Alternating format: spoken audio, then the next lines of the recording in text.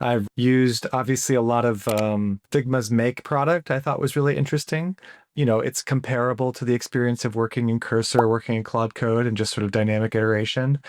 There's, I think, one product I had demoed, I don't recall the name right now, where it had the generative component, and then you could also interact with it as a kind of like Figma mock where you could drag and resize things on the page after they appeared. And I was like, oh, that's cool. That's like that's sort of the perfect mix because there's so often we're just trying to tweak like a font or like bring something down a little bit. And it's got the best components of both.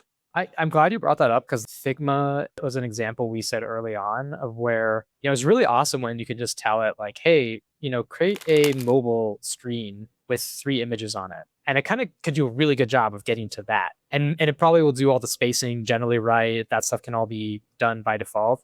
But it's actually pretty hard to describe a UI beyond like a very generic thing. Or what I see a lot when people say AI can do design is it's typically like they're designing something that's a very well-known thing. Like it's been Yeah. designed many times before. And if you were to design it as a human, you wouldn't do it from scratch. You would just go look at like, hey, how does Uber Eats or how does Uber do their ordering of Ubers? It's been designed to death and tested.